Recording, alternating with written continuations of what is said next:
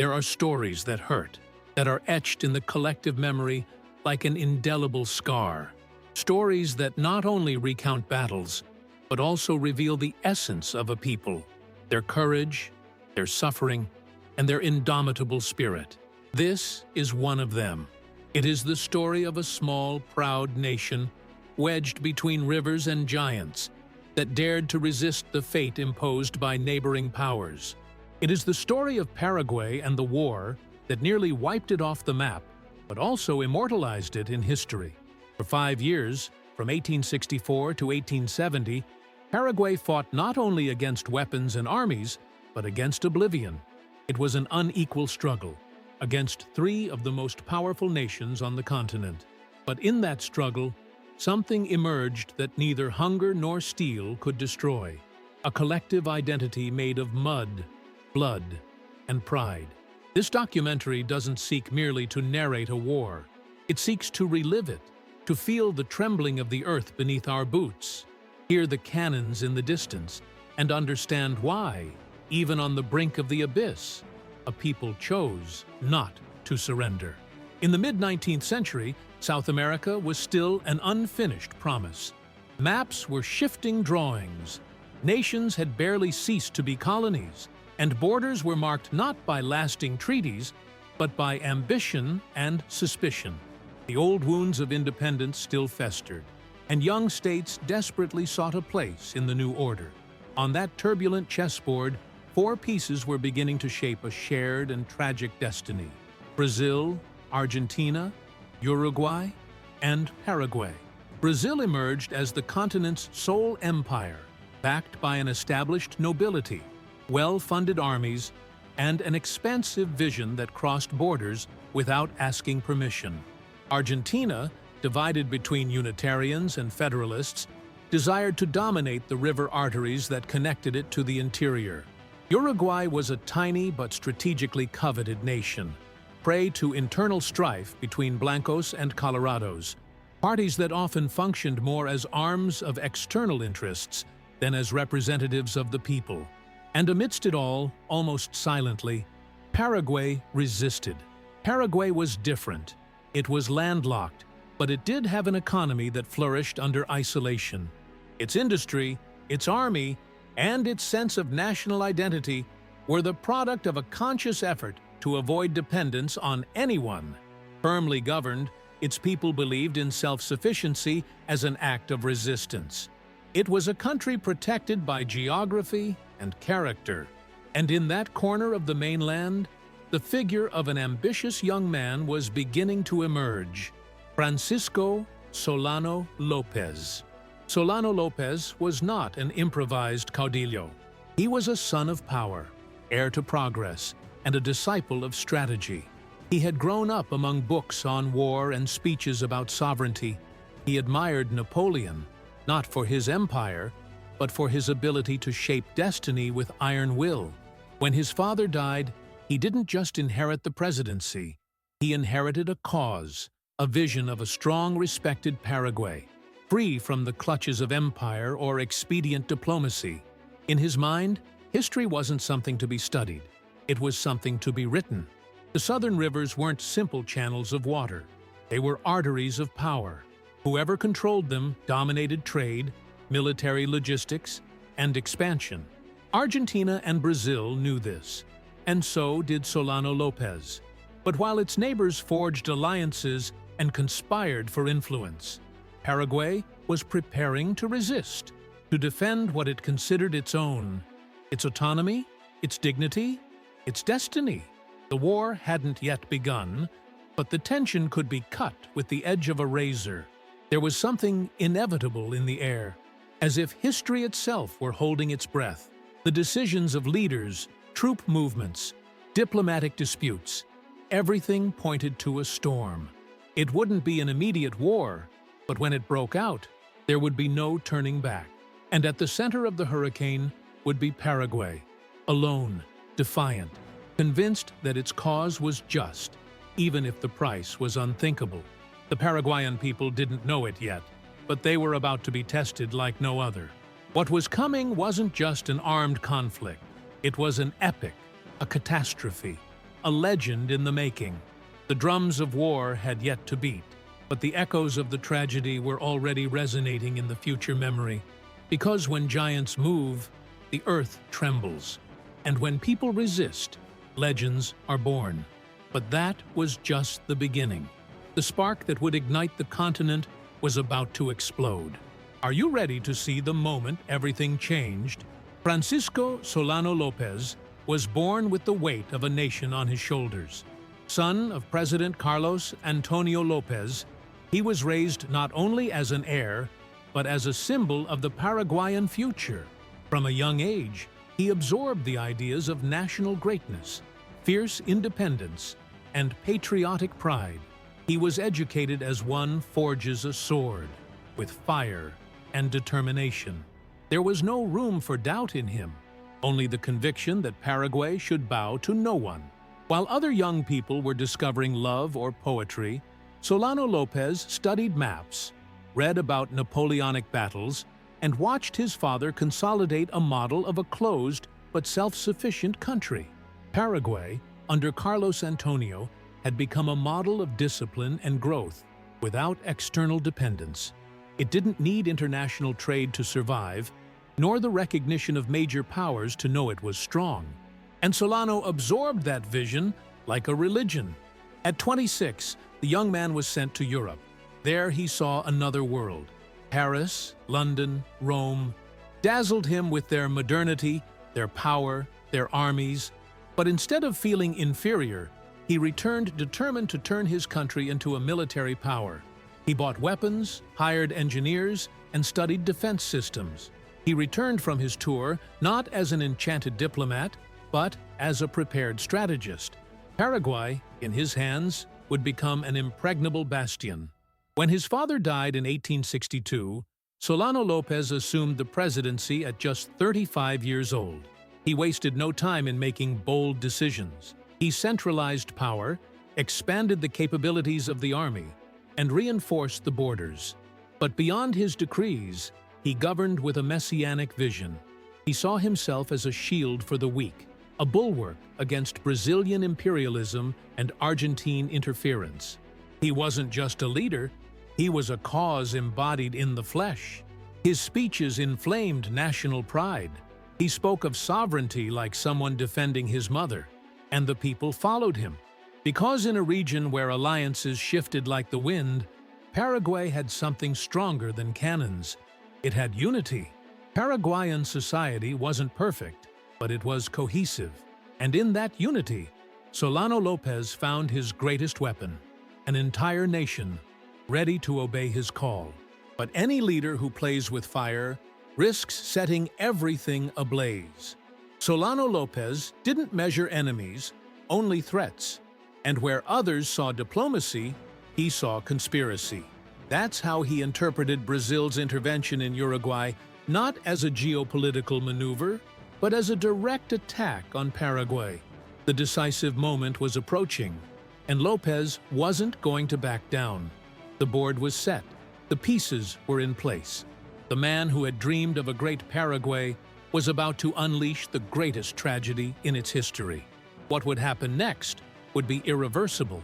Because when a leader confuses vision with destiny, entire people walk into the abyss, convinced it's the right path. And the first step was about to be taken. In the mid-19th century, Uruguay was a small country, but its power lay in its apparent fragility. Strategically located between Brazil and Argentina, its control meant dominion over the most important rivers in the south of the continent. It was an essential piece on the South American chessboard, and like any valuable piece, it became an object of constant dispute. Internally, it was torn apart by a civil war between the Blancos and the Colorados. The Blancos represented the deep, rural, conservative Uruguay. The Colorados, on the other hand, dominated Montevideo and were seen as natural allies of Brazil and expansionist interests. This fratricidal struggle could not be kept in isolation. Brazil decided to intervene militarily on behalf of the Colorados, and Argentina, although more cautiously, also sympathized with them. It was this movement that set off alarm bells in Asunción. For For Solano Lopez, the Brazilian intervention was not a simple diplomatic gesture.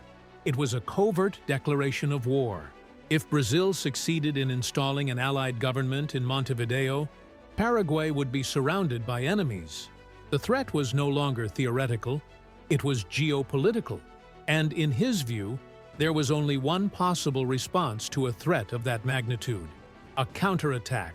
Thus began the tragedy.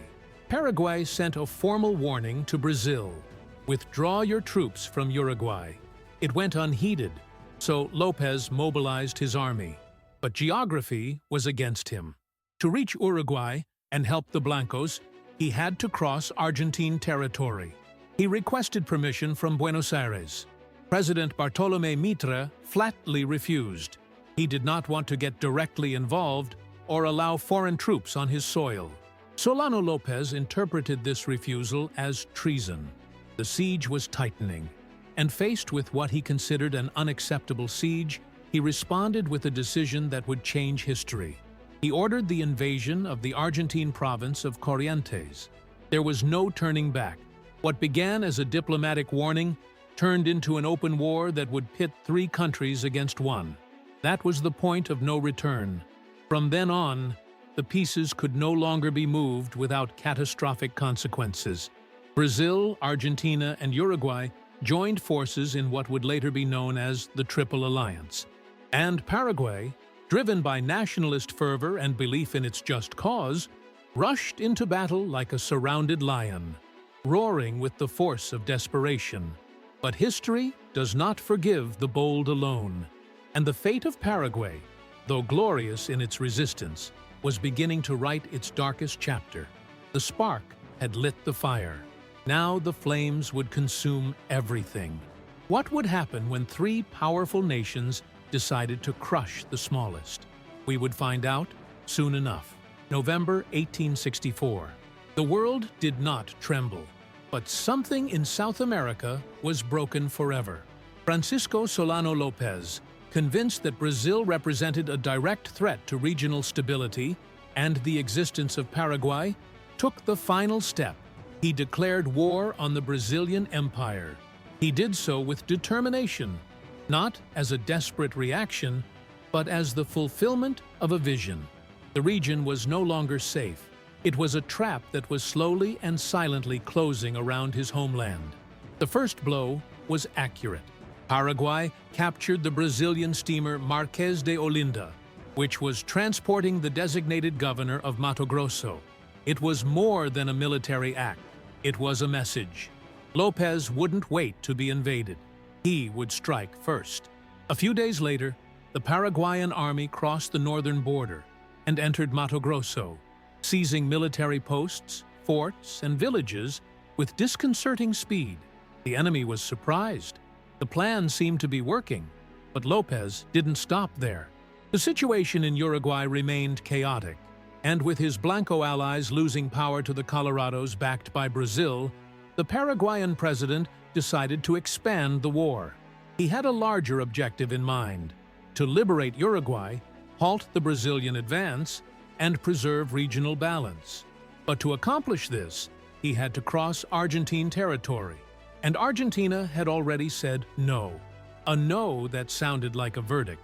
On April 13, 1865, Paraguayan troops crossed the Paraná River and invaded the city of Corrientes. It was a reckless act, driven as much by strategy as by urgency. Within days, Paraguay took control, raised its flag, and appointed a new local authority. The message was clear: Paraguay would not back down. It would not surrender its destiny into outside hands. But this bold gesture would be interpreted by Argentina as direct and unacceptable aggression. The response was immediate. Brazil, Argentina, and the new Colorado government of Uruguay began coordinating efforts, and in May 1865, they signed the Treaty of the Triple Alliance. The objective was explicit: to overthrow Solano Lopez, defeat Paraguay, and redistribute the consequences of the war in their favor. Three nations united by the need to defeat a common enemy. The balance of power had just tipped violently. Paraguay, without allies, without ports, and without access to the sea, found itself alone facing a gigantic coalition. Some called it suicide, others desperate courage. But everyone knew one thing: the coming war would not be short, nor just. It would be a bloodbath, national pride, pent-up rage, fear disguised as courage. Everything mingled in that instant, and the entire world turned its gaze south, where a small country was preparing to fight to the bitter end. Thus began the bloodiest conflict on the South American continent, and what would be seen in the following months would forever mark the history of Latin America. Because this was no longer a simple war over borders, it was a struggle for existence. But the most surprising was yet to come. When the news reached Buenos Aires, Rio de Janeiro, and Montevideo, there was no hesitation or hesitation. Paraguay had crossed an invisible but sacred line: territorial sovereignty. Foreign ministries blazed with telegrams, generals dusted off maps, and capitals began preparing for a war on all fronts. What had until then been a contained conflict overflowed like a river after a broken dam. It was no longer politics, it was open warfare. In May 1865, one of the most decisive and controversial treaties in South American history was signed: the Treaty of the Triple Alliance. Brazil, Argentina, and Uruguay sealed a military pact to defeat Paraguay, dismantle its army, and remove Solano Lopez from power. It was more than an alliance of convenience. It was a death sentence written in diplomatic ink. The treaty even stipulated the future distribution of territories and compensation. The three nations had different motives, but a common goal. Brazil wanted to eliminate the Paraguayan threat to the north and consolidate its hegemony on the continent. Argentina sought to control river trade and curb Paraguayan influence in the region. Uruguay, under the leadership of the Colorados, simply wanted to survive with the support of powerful allies. This union was grounded in strategy, ambition, and an utter disregard for the resistance of an entire people. Paraguay, for its part, was undeterred. The news of the Triple Alliance was greeted with anger, but also with renewed determination. Solano Lopez proclaimed that they would fight to the last man. It wasn't a metaphor, it was a promise. The nation threw itself completely into the war effort. There was no distinction between civilians and soldiers. All were part of the homeland. All were a shield. Women replaced men in the fields. Children helped in the camps. Every village became a barracks. Every house, a refuge. The entire nation was transformed into a machine of resistance. Without ports, without allies, without the possibility of retreat, Paraguay chose to fight. Not for victory, but for honor. Because there was something that not even the Triple Alliance could destroy: the spirit of a people willing to die for their dignity. And so began a war of biblical proportions. The Allied armies advanced by land and water, armed with inexhaustible resources. But what they encountered wasn't a defeated enemy. It was a wall of fire, blood, and courage. A cornered nation, yes, but standing, defiant, shouting to the world that it was not yet time to fall. And as the first shots rang through the air, something was brewing in the south. An unexpected offensive, a blow that would shake the Allies' plans, because Solano Lopez wasn't going to wait. He had his own plan, and he was about to execute it. Paraguay didn't wait to be hit. Instead of digging in, Francisco Solano Lopez made the boldest decision: to attack first, with force and by surprise. While the armies of the Triple Alliance were still reorganizing, Paraguay launched its offensive on two fronts. To the north, troops advanced into Brazilian Mato Grosso. To the south, they crossed the Paraná River and entered Corrientes, opening a second battlefield. It was a risky maneuver, but if successful, it could change the regional balance. In Mato Grosso, the Paraguayan advance was swift. They captured forts, occupied arsenals, and seized towns with a coordination that surprised the enemy. The dense jungles and swampy roads did not stop. the army led by General Vicente Barrios. The objective was to weaken Brazil from within, cut off its supply lines, and humiliate its power on its own territory. It was a war of attrition launched with surgical precision. But the most dramatic front was the south. There, two Paraguayan columns crossed the Paraná River and occupied Corrientes with a speed that sparked panic in Buenos Aires. From that base, one of the columns advanced even further south, even reaching northern Uruguay. Solano Lopez sought to strike at the logistical heart of his enemies, destabilize the alliance from its foundations, and support his old white allies. It was a political move wrapped in military strategy. During the first months of 1865, Paraguay achieved significant victories. Its troops were disciplined, they knew the terrain, and their morale was high. Several towns fell rapidly. In Rio de Janeiro and Buenos Aires, newspapers spoke of the Paraguayan storm. And for a brief moment, many believed that Lopez could actually tip the balance in his favor, at least during the early stages of the conflict. The powers hadn't expected him to be so prepared, but that streak, like any flame lit by a strong wind, wouldn't last forever. As the Allied armies managed to organize, resistance began to stiffen. Reinforcements arrived, defenses were strengthened, and the Paraguayan advance lost momentum. What had initially been a triumphant march turned into a bloody, exhausting hand-to-hand battle. The lines stabilized. The war was beginning to change. In the midst of this standstill, a new kind of battle was brewing. This time, not on land, but on water. Because if Paraguay had any chance of resisting, it had to control the rivers. And if it lost that control, it would be surrounded, isolated, exposed. Solano Lopez knew this. That's why he had invested in a river fleet. But what was about to happen on the Paraná River would mark a devastating turning point.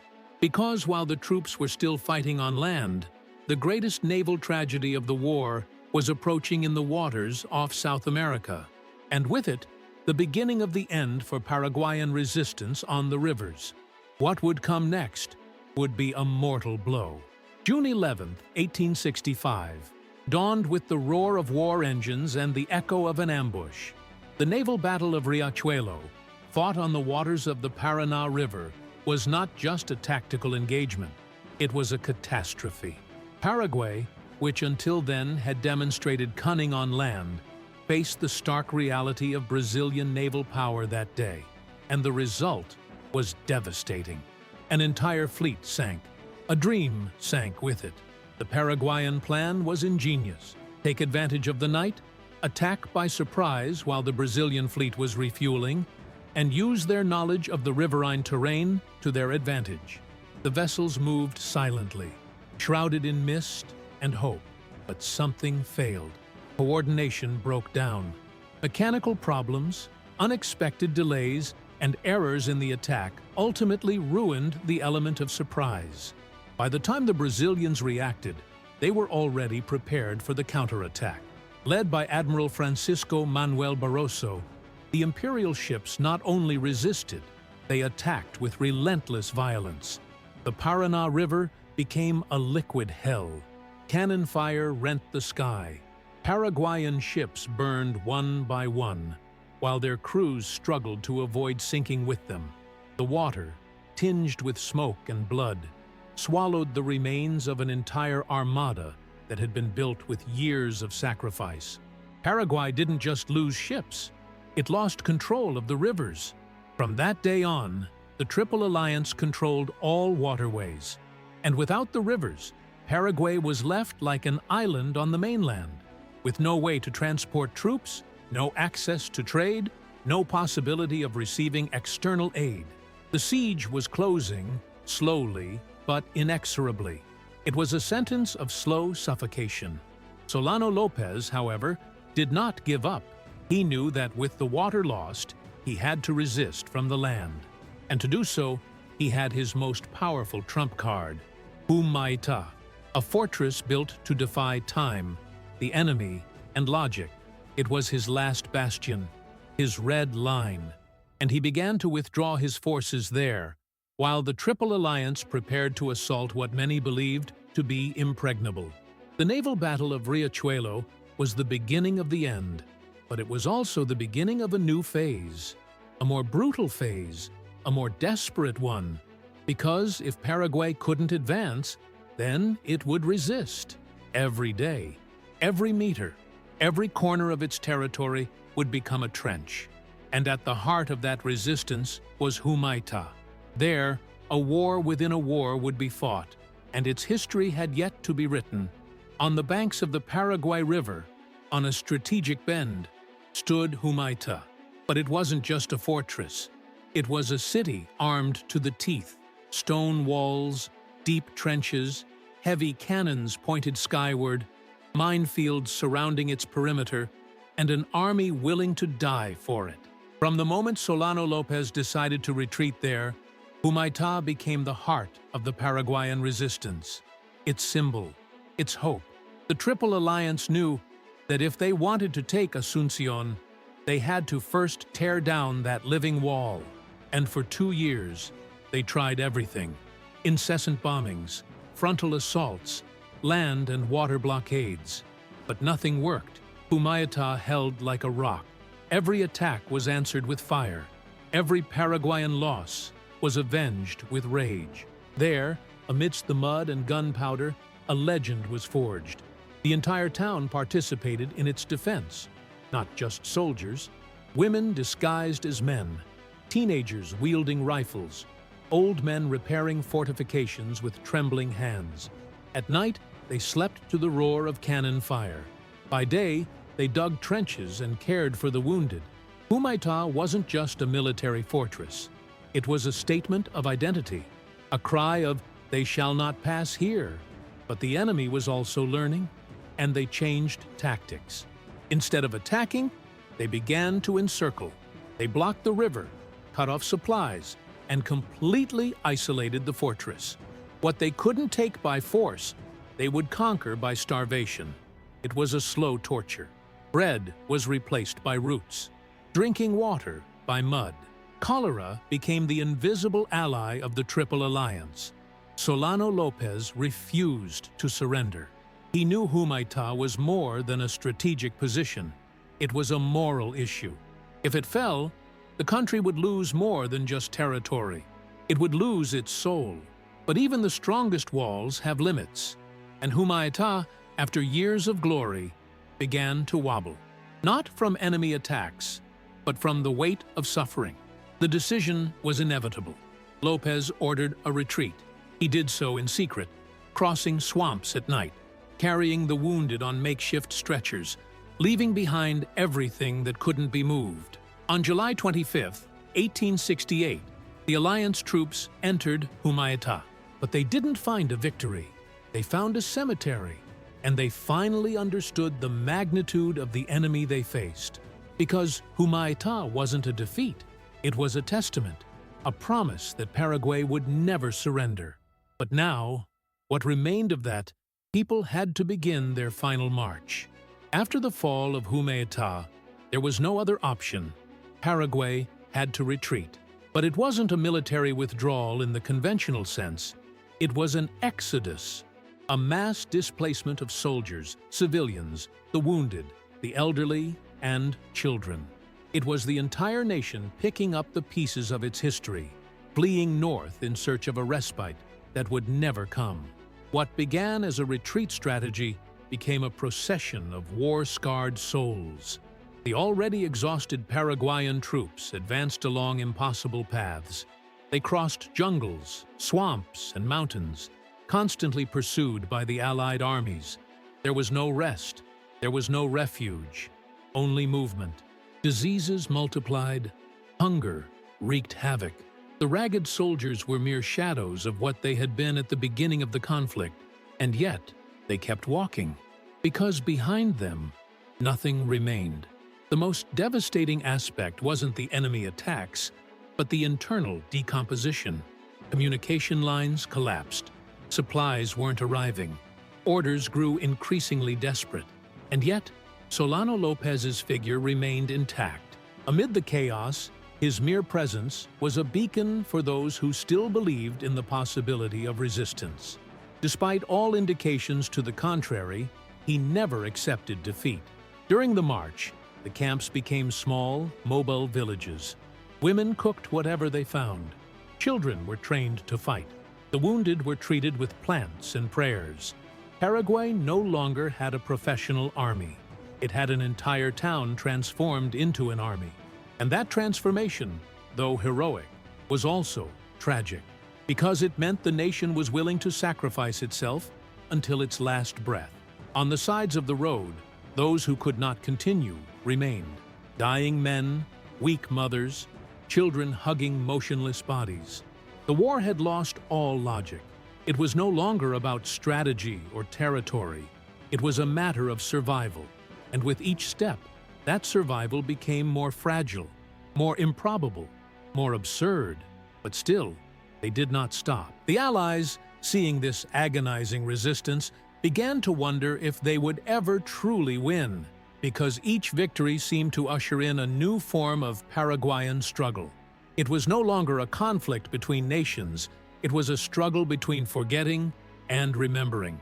And Paraguay had chosen not to disappear, even if it had to die 1,000 times to achieve it. And so, the North became the last refuge.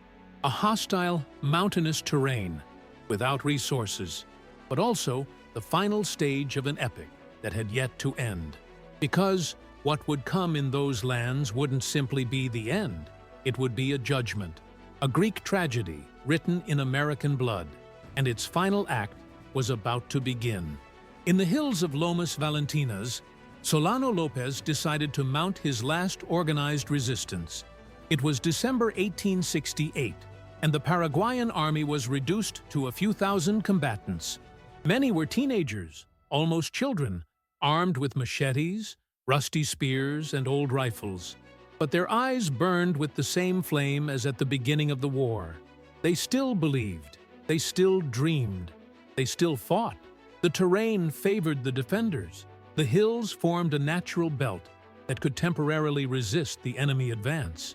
There, new trenches were dug, posts were reinforced, makeshift parapets were erected with earth, branches, and hope. Lopez knew they wouldn't win this battle, but he also knew that every day of resistance delayed the end, and that, for him, was enough.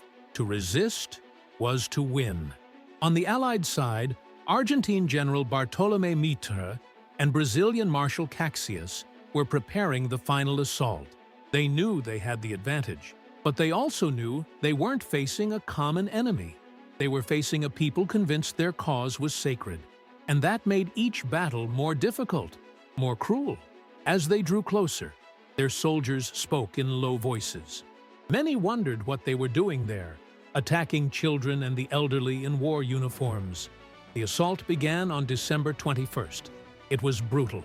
For days, the Allied troops advanced hill after hill, losing men to a resistance that seemed to rise from the ground itself. Bullets weren't enough. Cannons weren't enough, because every Paraguayan fall was replaced by another willing combatant.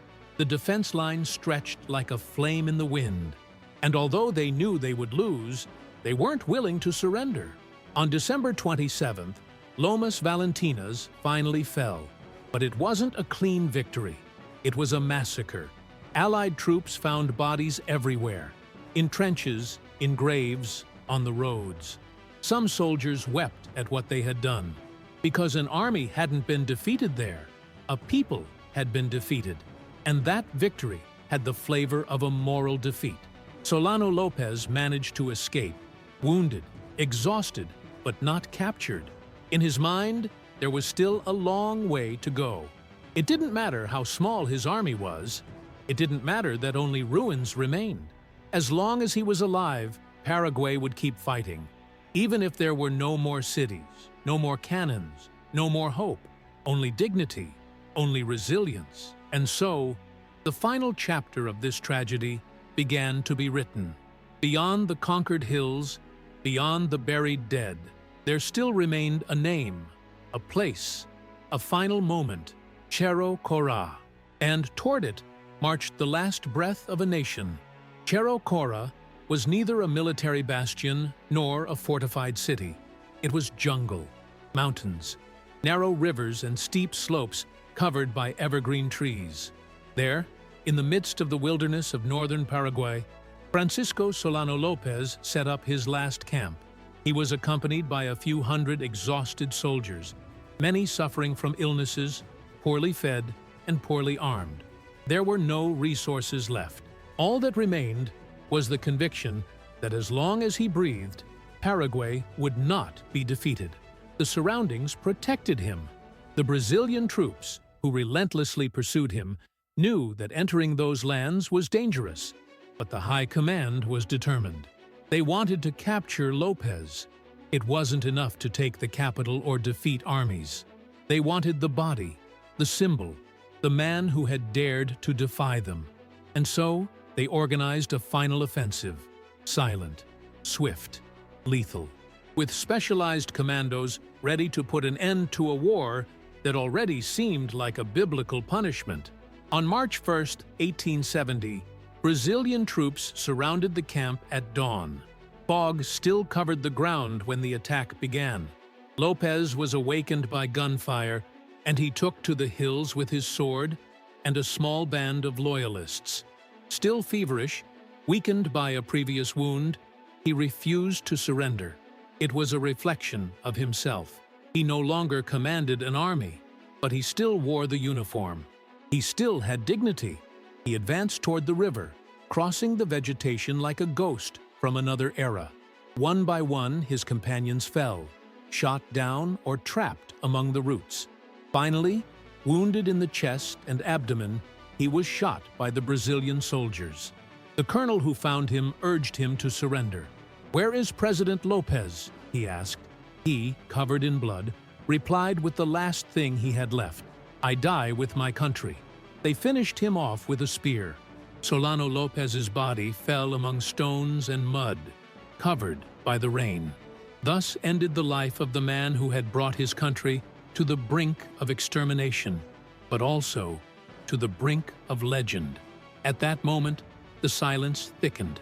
There were no shouts of victory. There were no celebrations. Only the somber recognition that a cycle had come to a close, with blood, with pain, with memory. Paraguay had been militarily defeated, but history is not measured only in battles won. The echo of that resistance, the ferocity with which an entire people chose to die rather than kneel, began to resonate beyond borders. That man, hated by some, revered by others, had achieved the impossible, turning a total defeat into an immortal epic. And so, amidst the fog of Cerro Cora, not just a president died, a symbol died. But symbols, when they fall, don't disappear. They transform. And in Paraguay, that symbol would become the soul of a new nation, rebuilt from the ashes. When the invading troops returned, what they left behind wasn't a conquered country. It was a desert. Asunción, the capital, had been sacked, its churches desecrated, its archives burned. The inland villages were silent ruins, empty homes, abandoned fields where only silence grew. The Paraguay that had existed before the war was no longer there. What remained was a shadow, a whisper among the rubble. The male population had been decimated. Some estimates put the number of men killed during the conflict at over 60%. Children, forced to take up arms, also fell by the thousands. Women, who had been breadwinners, soldiers, and nurses, were now left solely responsible for rebuilding a devastated nation. And they did, with trembling hands, with tears, with memories seared into their hearts. But they did. There was no agriculture. There was no industry. There was no trade. Everything had been destroyed or confiscated. The victorious powers imposed debts, demanded reparations, and occupied territories. Paraguay was forced to sign treaties that stripped it of entire regions, including large swathes of the Chaco. Its army was dismantled. Its sovereignty was mutilated. It was, in practical terms, a captive country, but not defeated in spirit. Families buried their dead in silence. There were no coffins, no priests, only wooden crosses marking the paths. In some regions, the Guarani language was the only thing that survived intact. It was the cultural heartbeat of the country, an ancestral pulse that not even war could extinguish. In it, mothers sang to their children, telling them stories of the brave, of those who did not kneel. The children who grew up after the war listened to those stories with their eyes open, and they knew that, even if they didn't have shoes or books, they had an inheritance, a memory forged in fire, an invisible legacy that said, "We resisted. We are here. We are still Paraguay." And that, for many, was worth more than any treaty or political victory. It was an identity that couldn't be signed or erased. The victors, although they had destroyed everything, failed to turn Paraguay into a subjugated nation. Years later, even Brazilian diplomats would acknowledge that the tenacity of the Paraguayan people was inexplicable, admirable, because not everything can be conquered with weapons. There are battles that are only won with the soul. And Paraguay had proven to have one larger than all of South America.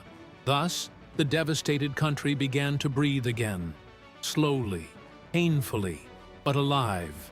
And with each breath, a new story began to be written. If Paraguay's body was decimated in the war, its soul survived thanks to its women.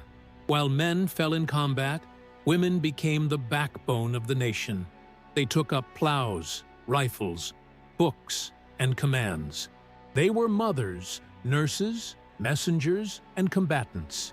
In the fields, in makeshift hospitals, in mud-covered trenches, they were there. Invisible in the war reports, but indispensable in every victory and every resistance.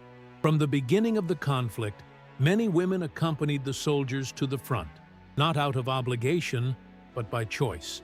They dressed like men to fight, so as not to leave their husbands, brothers, and sons alone.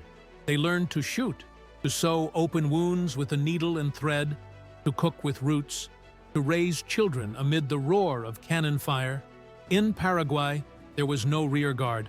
The entire country was a battlefront, and they were at the center of it. Some became legends, like Juana Maria de Lara, who organized aid networks, hid wounded soldiers, and sabotaged enemies. Or like so many others whose names were lost, but whose actions sustained national life when nothing seemed left. Many died without glory or a tombstone, but their actions concealed the silent greatness of an entire people. After the war, the country was virtually devoid of adult men.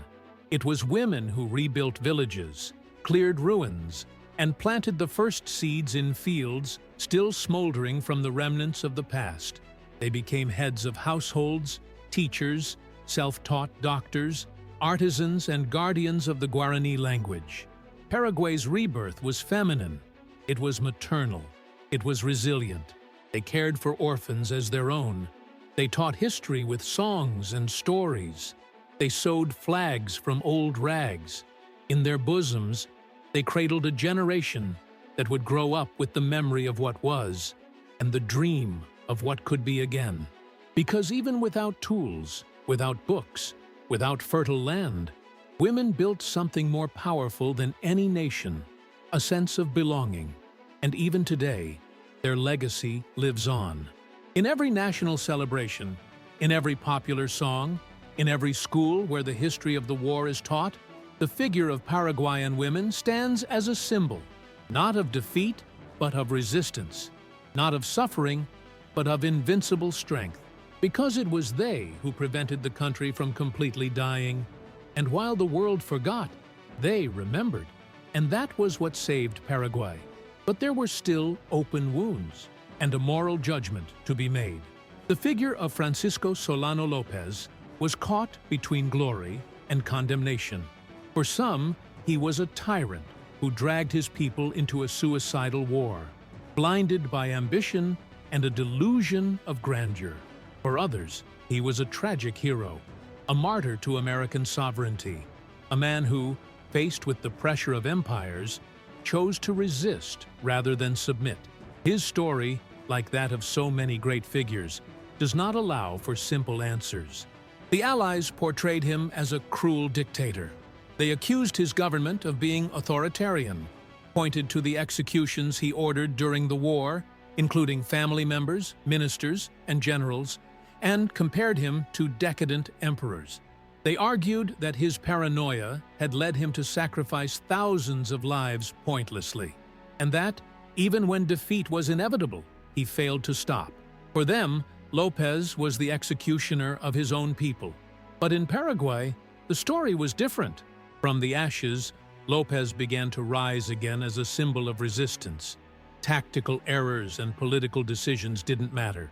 What mattered was his commitment to the end, his refusal to surrender, his death standing tall, sword in hand, uttering words that sealed a collective destiny. In every child who studied his story, a seed of pride grew. Because although the country had been devastated, he had also shown that he could face power head-on, without bowing his head. Historians debated for decades. Some highlighted his pre-war modernization of the country, his organizational skills, and his vision of a sovereign and self-sufficient Paraguay. Others, however, accused him of megalomania, of ruining what could have been a prosperous nation. But even in those debates, one thing was repeated. Lopez was no minor figure. He was a protagonist. He was central. He was pure history. And over time, his image transformed. Monuments began to be erected in his honor. His name reappeared in books, in plazas, in schools. Even his enemies recognized him as a formidable strategist, because history, in the end, doesn't always reward those who win, but rather those whose steps shake the earth. And Lopez, with his successes and mistakes, did just that. Today, his figure continues to divide opinions. But there is one truth that no one can deny. Without him, Paraguay would not be what it is. His legacy, somewhere between tragedy and epic, forever marked the national identity. And although he died surrounded by defeat, his memory lives on, wrapped in the dignity of those who do not surrender. But the story doesn't end with a grave, because from that grave, a new nation sprang forth, and its reconstruction was as heroic as its resilience. Paraguay in 1870 was a breathing corpse, but it breathed, and that was enough. The ruins began to be cleared. The fields began to be replanted. The houses began to be rebuilt with mud, wood, and determination. There was no international aid. There were no Marshall Plans. There were women, children, the elderly, and pride. That was what rebuilt the country, day after day, without applause, without cameras, only effort and faith. The first years were dark. The Allied occupation continued for almost a decade.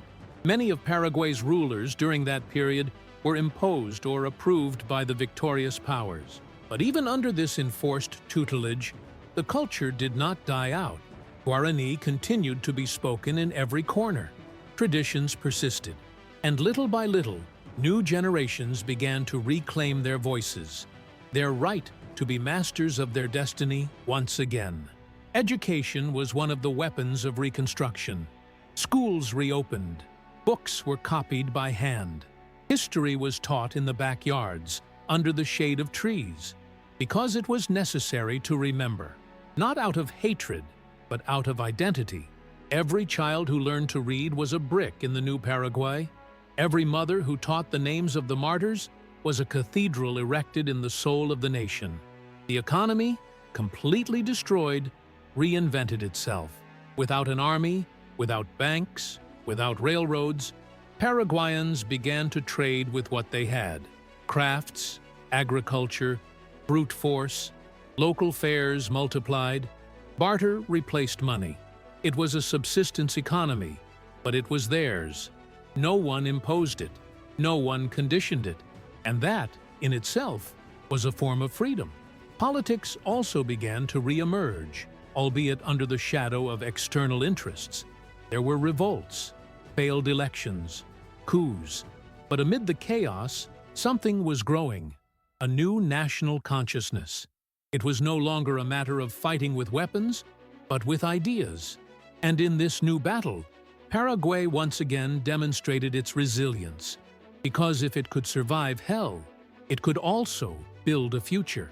The reconstruction of Paraguay wasn't swift or perfect, but it was heroic.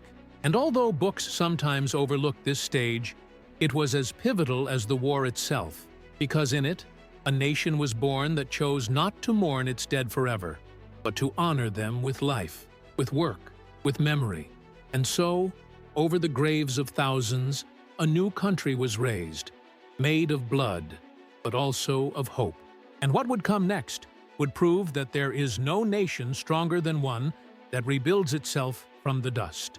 With Lopez's death, the Allies did not withdraw immediately. Quite the contrary, Paraguay remained under military occupation for almost 10 years. Brazilian troops were stationed at strategic points, overseeing every political decision, every administrative move. It was a defeated country, but also one under surveillance. There was no real sovereignty, only an illusion administered by the victors. And in that shadow, a new form of resistance grew. The governments that succeeded one another during that period were weak, often puppets without popular support, placed there to facilitate external interests. Institutions were broken. Justice responded to the needs of the occupiers. Fertile lands were expropriated or sold to foreigners. The little that had remained standing after the war was now offered as legal plunder. The humiliation continued, although with no enemy uniforms in sight. But even in that darkness, the Paraguayan spirit was not extinguished. In clandestine schools, teachers continued to teach about fallen heroes. In the markets, peasants resisted paying unjust taxes. In homes, Guarani was spoken with pride as a way of saying, "We are still us." Identity became the last bastion. It could not be seized. The resistance was no longer military, but cultural. And perhaps that's why it was even more effective, because a bullet can silence a body, but not a song. And in Paraguayan songs, in their verses of pain and courage, an entire nation was contained. It was the living memory of those who did not kneel. Every verse was a trench, every harp a cry, every word in Guarani a flag.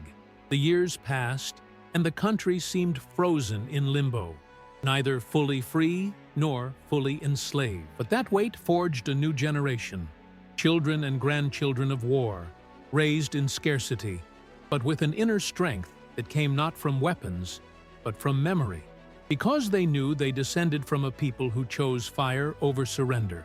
Brazil eventually realized that it could not perpetuate its presence without losing legitimacy. In 1876, the withdrawal of troops began, and in 1879, the process was completed. Paraguay was finally master of its destiny again, but it did so from ruins. Without an army, with altered borders, with its demographics shattered. It was an incomplete freedom, but it was a beginning. And on that beginning, a new story would be built, because every nation needs heroes, myths, and milestones. And Paraguay, with its history of ashes, had all that. All that was left was to write it. And it would do so in its own way, at its own pace, as only people who have known hell know how. One of the most heartbreaking images left by the Paraguayan War was that of children in uniform, not as a symbol, but as a brutal reality. As adult men were killed or captured, the Paraguayan army began recruiting teenagers, then children. Some were as young as 9 or 10. They went to the front with spears, sabers, any improvised weapon. And many died before ever knowing what war was really all about. The orders came from above. But there was also a widespread conviction. The country belonged to everyone, and everyone should defend it. In that logic, childhood didn't exist. There was only homeland or death. Many of those children grew up with a rifle in their hands. They didn't know school, play, or peace. Their first steps were taken on bloody mud. Their first words of war were heard amid the roar of cannons. Some stories tell how enemy soldiers, upon encountering children among the defenders, hesitated to fire. But the battle allowed no mercy, and those children were lethal in their conviction. They hid in the bushes, attacked by surprise, threw stones when they had no weapons. In their eyes, there was no fear. There was heritage, a silent transmission of national pride. After the war, very few survived. Those who did were scarred for life. Some were venerated as symbols, others forgotten by a society that didn't know how to look at that pain without breaking down inside. Many never knew how to read or write, but their oral testimonies became pillars of national memory, because in their bodies, still adolescents, they carried a century of dignity. Official history transformed them into emblems. Sculptures, songs, and schoolbooks began to speak of the child martyr, the child combatant, the child hero. But behind that idealization lay an open wound, because no country should have to send its children to die. And Paraguay did it, out of necessity, out of desperation, out of love for its land. But it did it. That image, that of the boy standing in front of an enemy regiment, a trembling machete in his hand, still haunts the Latin American conscience. It's not a glorious postcard. It's a warning, a dark mirror, a testament to how far a people can go when denied everything, even the right to a future. And in that image, as cruel as it is powerful, beats the heart of Paraguay, because therein lies the epitome: innocence sacrificed for an idea. And that idea, despite everything, survived. The War of the Triple Alliance left scars not only in Paraguay. It was a political and moral earthquake for all of South America. Brazil, Argentina, and Uruguay, although victorious on the battlefield, were internally fractured, because winning such an unequal war left more questions than glory. Was it necessary? Was it just? Was it a defense or an invasion disguised as legality?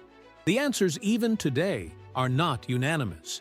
Despite its victory, Brazil was deeply in debt. The human and economic costs of maintaining the war for 5 years undermined its finances and accelerated the decline of the empire. Many historians agree that the Paraguayan campaign was one of the indirect catalysts for the end of the Brazilian monarchy and the proclamation of the Republic in 1889. The army, empowered by its central role in the war, became a political force that would influence the following decades. Argentina also felt the consequences. Mitr's decision to get involved in the conflict generated internal divisions, especially in the interior provinces that did not see Paraguay as an enemy. Federalism, national identity, and the legitimacy of central power were discussed more intensely. And although he managed to expand his territorial influence, the price was a moral wound that never fully healed. Uruguay, the smallest of the allies, emerged with little to show for it. Politically, it was tied to the decisions of its larger neighbors. Although the Colorados consolidated their power with Brazilian support, Uruguayan sovereignty became fragile. The war brought them no significant economic or territorial benefits, only deaths, debt, and an uncomfortable history that confronted them with their own fragility. But perhaps the most profound impact was symbolic. South America, a region just beginning to consolidate its national identity, saw how the war opened cracks in its emancipatory discourse. How could one speak of independence and freedom while a sister nation was being massacred? How could one celebrate victory when the price was the annihilation of an entire nation? The shadow of Paraguay loomed over everyone. Subsequent generations would begin to view the war differently, no longer as an epic, but as a tragedy. And from this new perspective, pacifist, revisionist, and intellectual movements emerged that questioned the official narratives. The Paraguayan War ceased to be a source of pride and became an uncomfortable mirror, one that forced us to rethink South American history from its margins.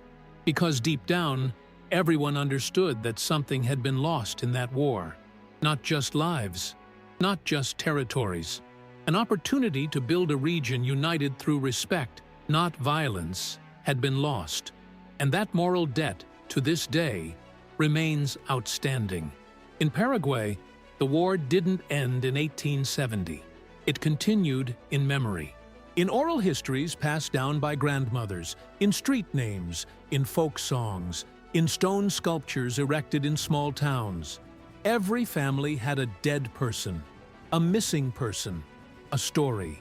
The Paraguayan War became the core of national identity, and remembering wasn't an option, it was a way of existing.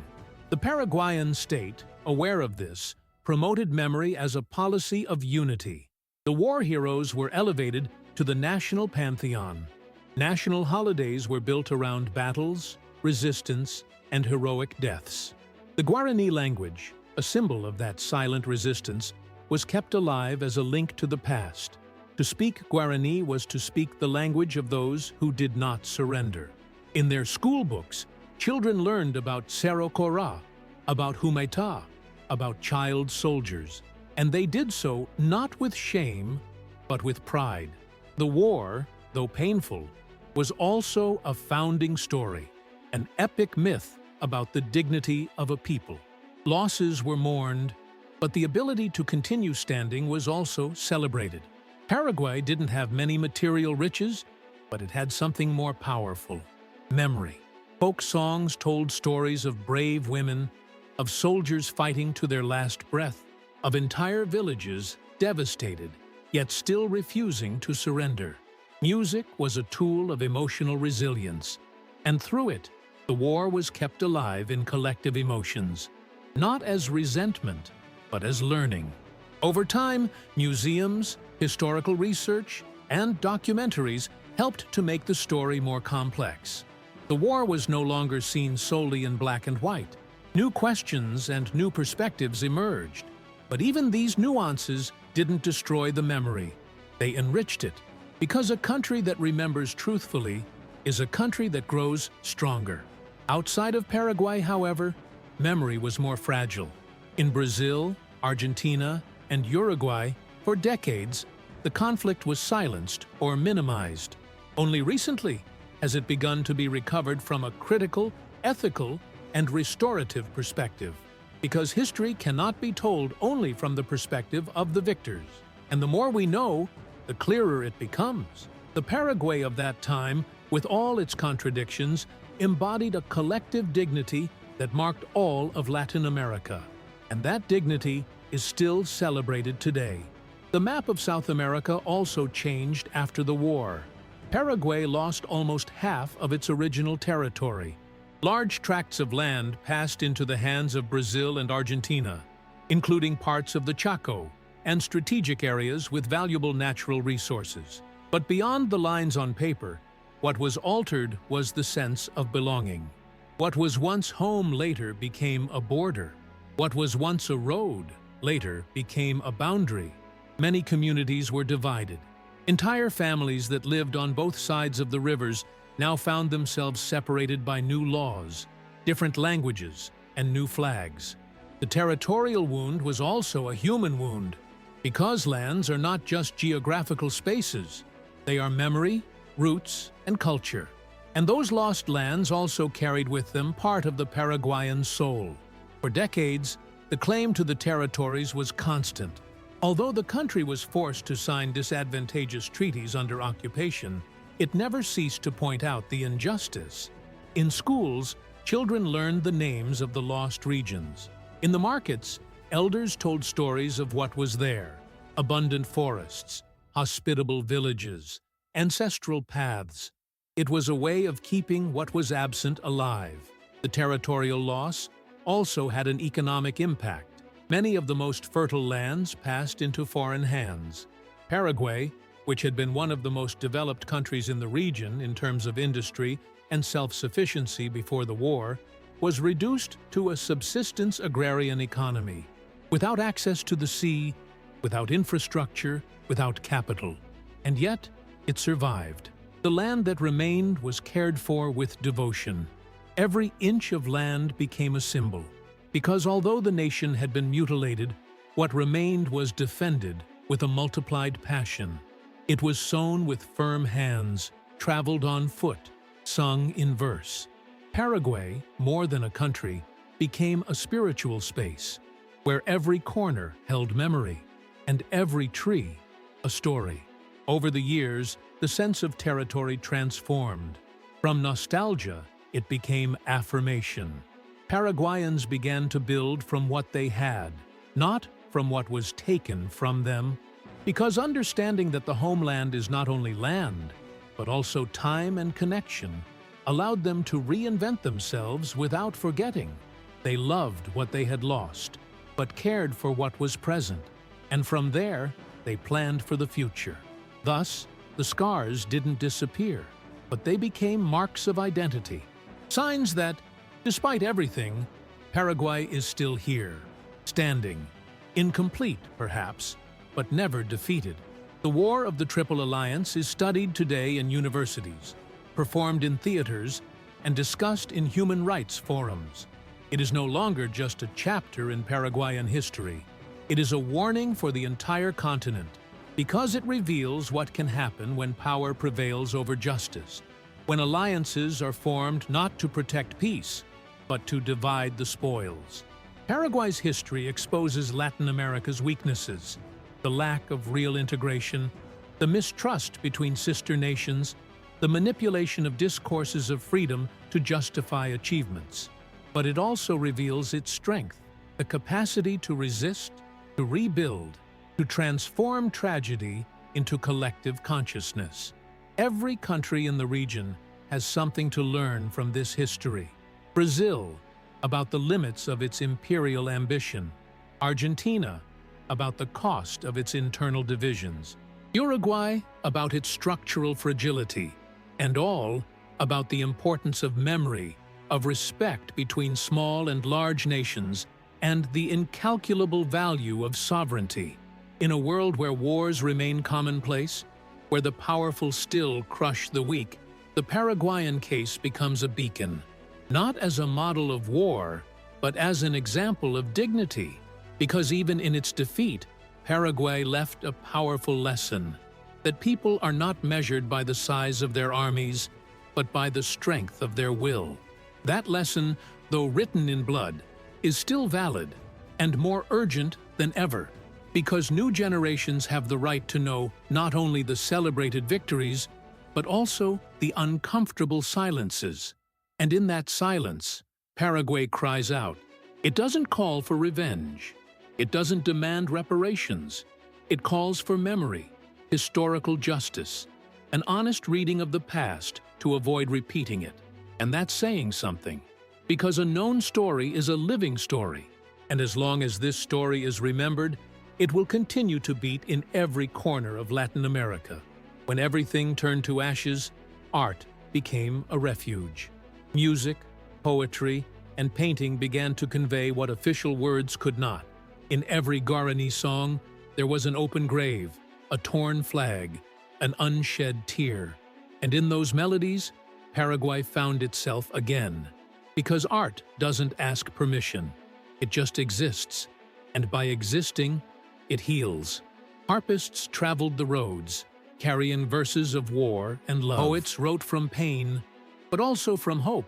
Songs like Chero Cora and Recuerdos de Ipacaraí emerged, which, while not directly addressing the war, carried its shadow. Because war, once it settles in the soul of a people, never truly goes away.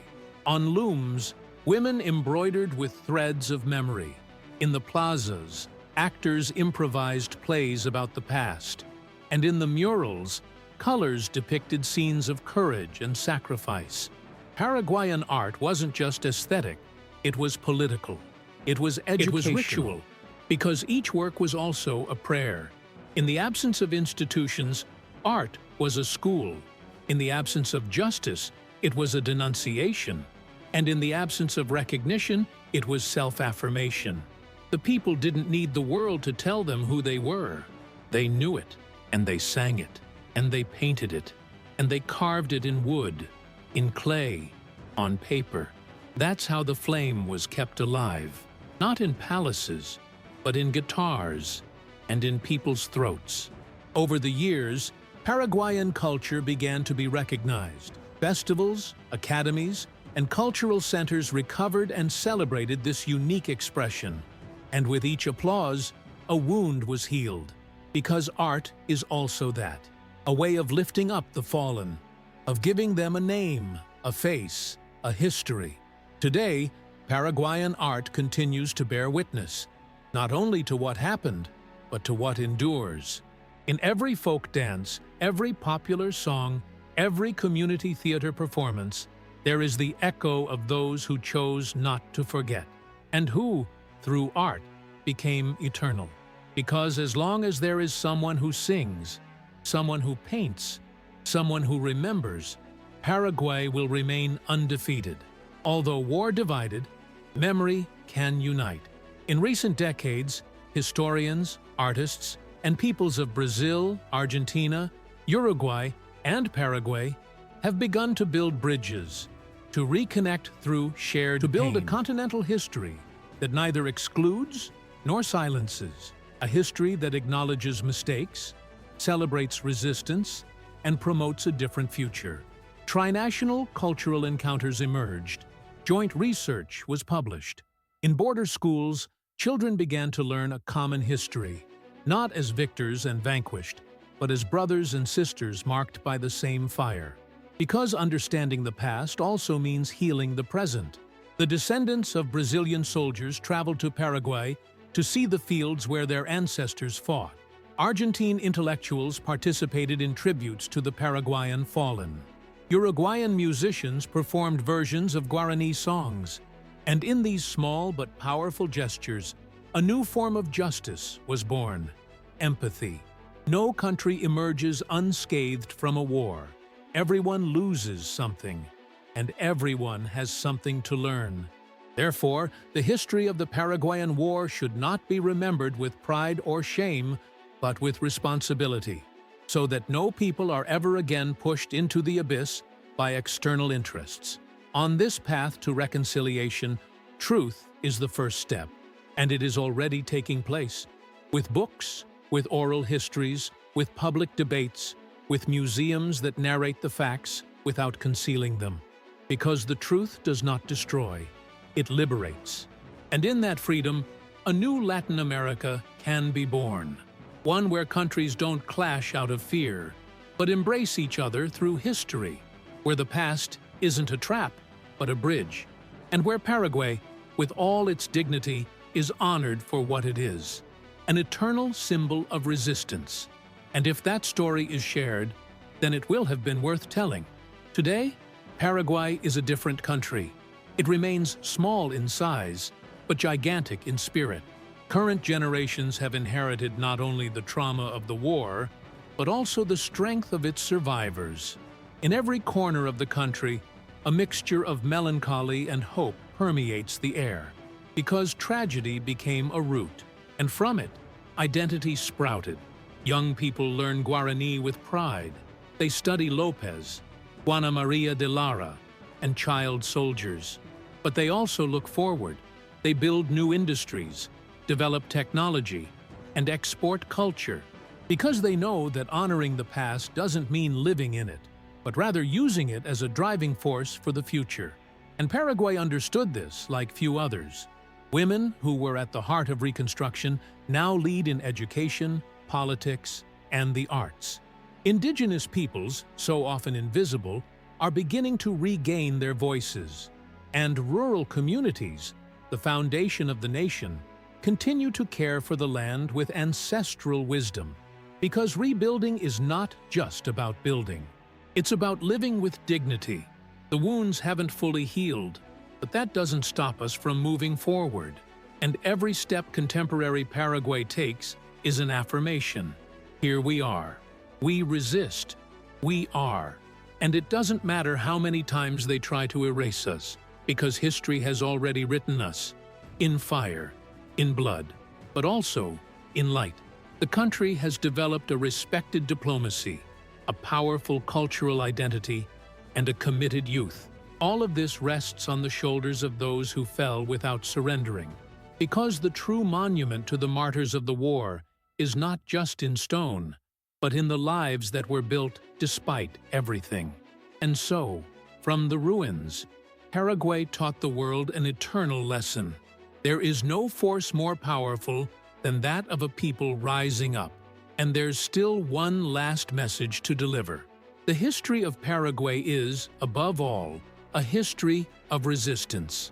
Not the resistance of hatred, but of love for the land. Not of revenge, but of dignity. It is living proof that a nation can lose everything, men, land, resources, and still rise with its head held high. Because there are things that cannot be conquered with rifles, like faith, like spirit, like memory. Every generation of Paraguayans has inherited a silent commitment, never to forget, never to bow our heads, never to let the flame go out. And that's why this people continue to write their history. In schools, in songs, in the fields. With each new child born, the promise is renewed, to resist, to rebuild, to be reborn. Paraguay is the voice of small peoples who refuse to be crushed. It is the warning that justice must always accompany strength. It is the certainty that there is no invincible people, but there are invincible causes. And one of them is freedom. This documentary isn't meant to glorify war, but rather to honor those who faced it with humanity, those who chose the most difficult path, those who, even knowing they would lose, didn't give in. Because victory isn't always in the outcome. Sometimes it's in the journey. And if the world ever forgets, may Paraguay continue to remember. Because as long as there is memory, there will be history. And as long as there is history, there will be a future. So ends this journey. But the real story continues with you. The story you just heard is not just the chronicle of a war. It is the living echo of a people who chose to die standing rather than live on their knees. Paraguay taught us that the size of a nation is not measured in square kilometers or canyons, but in the firmness with which its children defend their dignity. In every child who fought, in every woman who rebuilt, in every man who fell without surrendering, beats the strongest heart of Latin America. A heart that does not give up, that does not forget, that continues to beat strongly. But this story needs to be told again and again, not to glorify pain, but to illuminate dignity. So, if this journey moved you, if something in you stirred when you heard the voices of the past, we invite you to take action. Subscribe to the channel to continue exploring the hidden stories of our America. Stories silenced, ignored, but full of fire and humanity. Activate the notification bell so you don't miss upcoming documentaries. Each one is another piece of the puzzle that is our collective identity.